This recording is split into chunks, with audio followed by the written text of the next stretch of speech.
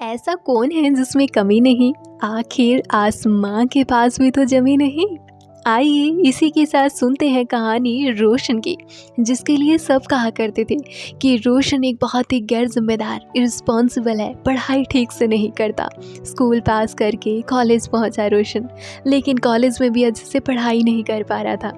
ये कहें कि बार बार फेल हुआ करता था। उसके पेरेंट्स काफ़ी दुखी थे कि उसको रिस्पॉन्सिबल बनाने का एक ही तरीका है कि रोशन की शादी करवा दी जाए। रोशन की शादी करवाई गई पलक से। पलक एक बहुत ही सीधी और बहुत ही सुलझी हुई लड़की थी। शादी के बाद रोशन की जॉब लगी एक प्राइमरी स्कूल टीचर की।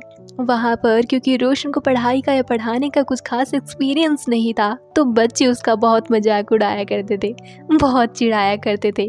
हालात इतने ख़राब हो गए कि बच्चों ने उसका रिस्पेक्ट करना बिल्कुल ही बंद कर दिया। उसे जॉब से निकाल दिया गया। जब हताश निराश होकर के रोशन घर आया पलक के पास, तो पलक नाराज़ नहीं हुई, बल्कि पलक ने उससे कहा कि कोई बात नहीं, अगर आपको इस जॉब से निकाल दिया गया है तो उस जॉब के लिए प्रॉपर एक्सपीरियंस कहाँ था आपके पास? ना तो बच्चों को हैंडल करने का कोई एक्सपीरियंस था और ना ही प्रोफेशनली टीचिंग का कोई कोर्स करा था। तो कोई बात नहीं, अगर इस जॉब से निकाल दिया गया है, जो लोग वहाँ पढ़ा रहे हैं डेफिनेटली उनके पास बहुत एक्सपीरियंस है और वो प्रॉपरली ट्रेंड हो करके इस फील्ड में आए हैं, इसीलिए वो ऐसा कर पा रहे हैं। इसीलिए आप दुखी मत हो, कोई और जगह होगी जहाँ पर आप काम कर सकते हो। पलक ने रोशन से कहा कि अगर ऊपर वाला आपकी प्रेयर्स को सुन लेता है तब वो देता है जो आप मांगते हैं, लेकिन अगर ऊपर वाला आपकी प्रेयर्स को ना कहता है तब वो आपको कुछ बेटर दे रहा होता है। तो आप हताश मत हो, कुछ और ढूंढो अपने लिए। अपने अंदर थोड़ी एनर्जी भरकर निकला रोशन। काफ़ी दिन, बल्कि कहना चाहिए काफ़ी हफ्ते प्रयास करने के बाद उसे एक दूसरी जॉब भी मिल गई, मगर उस दूसरे जॉब में भी वही हुआ।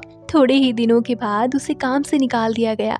फिर से हताश निराश हो करके जब रोशन घर आया पलक के पास, तो पलक नाराज़ नहीं हुई, बल्कि पलक ने उससे कहा कि जब ऊपर वाला आपकी प्रेयर्स को ना कहता है तब वो आपको बेटर देता है, लेकिन अगर ऊपर वाला आपकी प्रेयर्स को वेट करने के लिए कहता है तो वो आपको बेस्ट देता है। वेट करो, एक्सप्लोर करो, हो सकता है आपके लिए कुछ और बना हो। रोशन के ऐसे एक या दो नहीं बल्कि कई सारे रिजेक्शंस होते गए। आगे बढ़ता गया रोशन और पलक हर बार उसे मोटिवेट करती गई, बताती गई कि नहीं, कुछ ना कुछ अच्छा होगा जो आपके लिए बना है और जिसके लिए आप बने हैं, और वो आप कर लोगे। एक बार रोशन की एक जॉब लगी एक ऐसे स्कूल में पढ़ाने की जहाँ के बच्चे दिव्यांग थे। कोई देख नहीं सकता था, कोई सुन नहीं सकता था, तो कोई बोल नहीं सकता था। रोशन उन्हें पढ़ाने सिखाने लगा और रोशन को उनके साथ भी बहुत अच्छा लगने लगा। आगे जाकर रोशन ने इस तरह का अपना एक अलग से स्कूल खोल लिया, स्पेशली एबल्ड बच्चों का।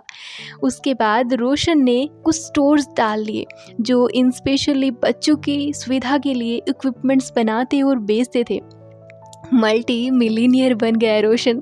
सक्सेस के चरम पर पहुंचकर एक दिन उसने पलक से पूछ ही लिया कि मेरी लाइफ के उस मुकाम पर जब मुझे खुद पर भरोसा नहीं था, तब तुमने मुझ पर कैसे भरोसा कर लिया?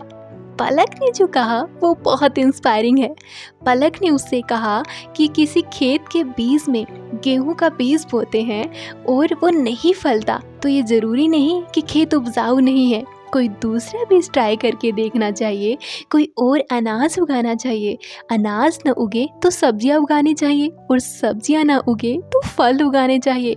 कोई ना कोई बीज तो ऐसा ज़रूर होगा जो उस खेत को भी फल देकर जाएगा।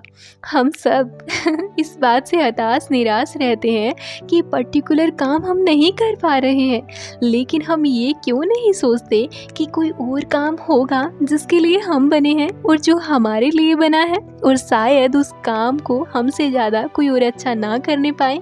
इसीलिए हमको सही बीज की तलाश करनी है, और वो जब तक सही बीज हमें नहीं मिला है तब तक हताश नहीं होना। याद रखिए, कोई यूजलेस नहीं होता, कोई ऐसा व्यक्ति नहीं जो कुछ नहीं कर सकता। कुछ ना कुछ है जो आपके लिए बना है, जिसके लिए आप बने हैं। उसका इंतज़ार कीजिए, उसके लिए प्रयास कीजिए।